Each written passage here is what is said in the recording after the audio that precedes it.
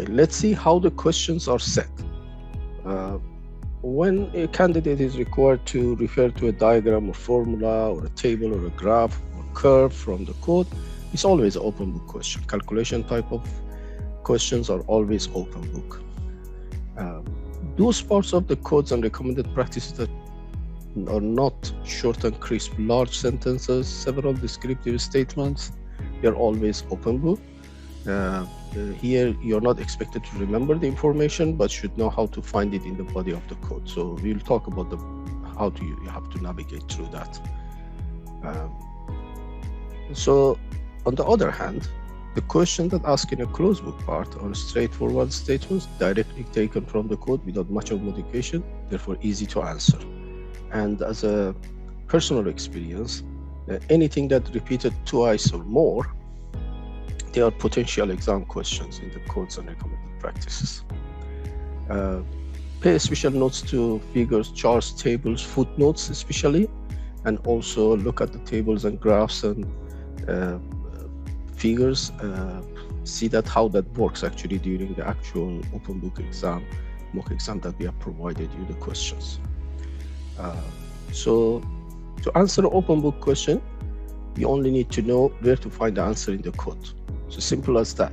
Therefore, highlighting the paragraph, frequenting those pages during your open book mock exam questions that we have provided, that would be saving you a lot of time. And try to solve the question actually without,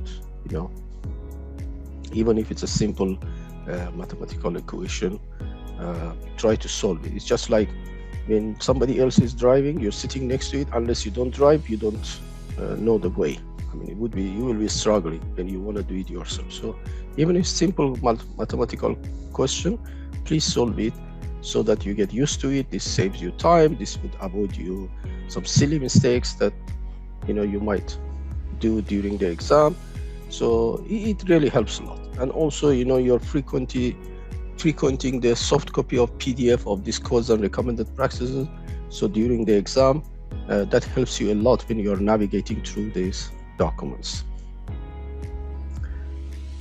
Also remember that, again, 510 should be thorough when you're studying it. Other codes like Section 8, Pressure Vessel Construction Code, Section 9, Welding and welder qualification, and Section 5, NDT procedures or NDT code. It just should be enough to cover the body of knowledge.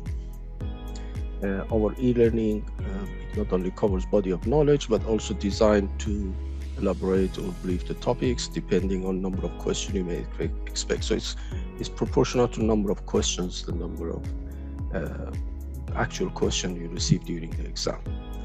So to sum it up, we recommend the following 3 phases of study. If you are a month away from examination, read all the codes at least once and concentrate on the highlighted text in codes.